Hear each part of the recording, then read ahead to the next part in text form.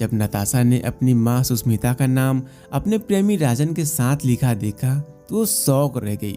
इस राजन से वो जी जान से प्यार करती है, उससे उसकी माँ शादी कैसे कर सकती है? यह सोच सोचकर उसका खून खौला जा रहा था। शर्म आ रही मुझे इन दोनों पर। इन दोनों ने मेरे विश्वास का खून किया है।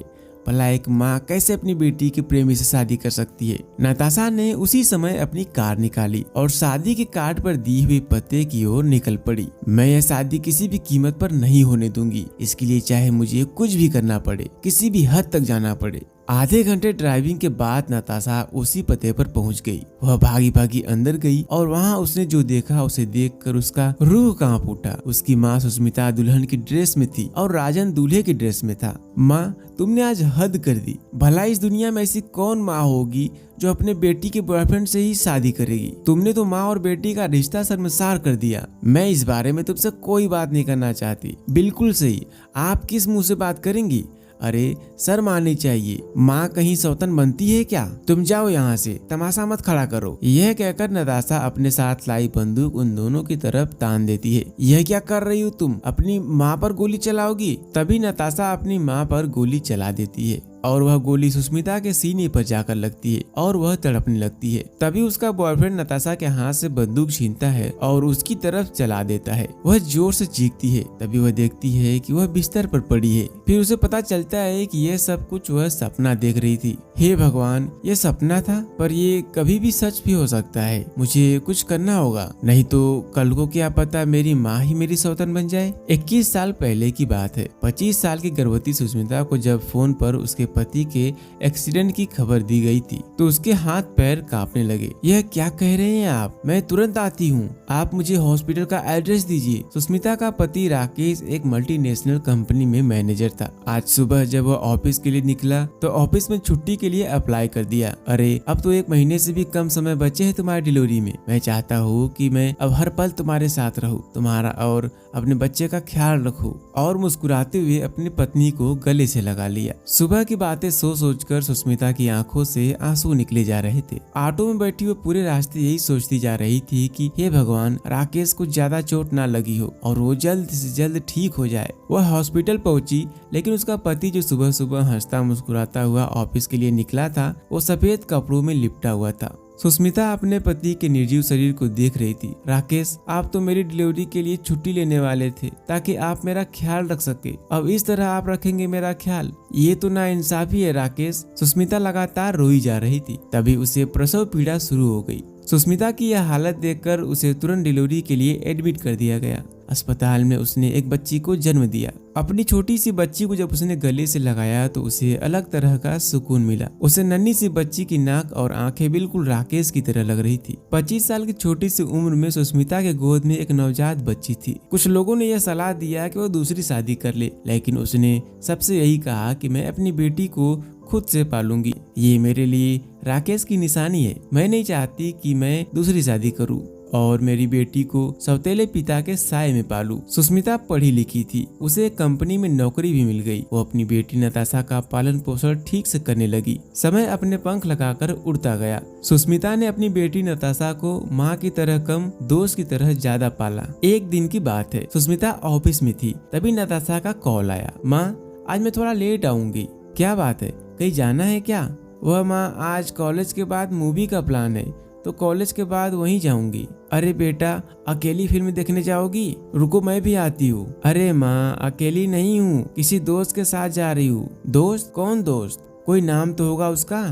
क्या माँ, तुम भी ना? उसका नाम राजन है, मेरे साथ ही पढ़ता है। ओके ठीक है, एक काम करना, मूवी के बाद मैं वही सिनेमा हॉल में ही आऊंगी और तुम्हें पिक कर लूंगी। उस दिन पहली बार राजन अपनी गर्लफ्रेंड नताशा की माँ से सिनेमा हॉल के बाहर मिला था। जब वह उनसे मिला तो वह कहीं से भी उसकी माँ नहीं लग रही थी। आप तो कहीं से भी नताशा की माँ नहीं लग रही हैं, आप तो उसकी बहन लगती हैं। तुम दोनों दोस्त ही हो या उससे कुछ ज्यादा? सुष्मिता के मुंह से यह सुनकर राजन थोड़ा झेंप सा गया। तो नताशा ने कहा, क्या माँ, ये क्या सवाल है? देखो तो राजन तुम्हारे सवाल पर कैसे लड़कियों की तरह शर्माने लगा। राजन को सुष्मिता के माँ से मिलकर बहुत अच्छा लगा। उनका खुला व्यवहार और दोस्तों की तरह ट्रीट करने का तरीका उसे बहुत पसंद आया। उस दिन के बाद जब भी वो नताशा से मिलता, उसकी माँ के बारे में जरूर पूछता। अरे आजकल तुम मेरी कम मेरी माँ के बारे में ज्यादा ही पूछते हो। चलो तुम्हें घर ही ले चलती हूँ। उसके बाद नताशा राजन को अपनी माँ से मिलवाने के लिए अपने घर लेकर चली गई। सुष्मिता उसे देखकर बहुत खुश हुई। फिर उन दोनों ने घंटों बातें की। राजन को बात करना बहुत अच्छा लगता था। उसे पता ही नहीं चला कि नताशा की माँ से बात करते करते कब रात हो गई। ओए, आज तुझे घर नहीं जाना क्या? रात होने को आई है।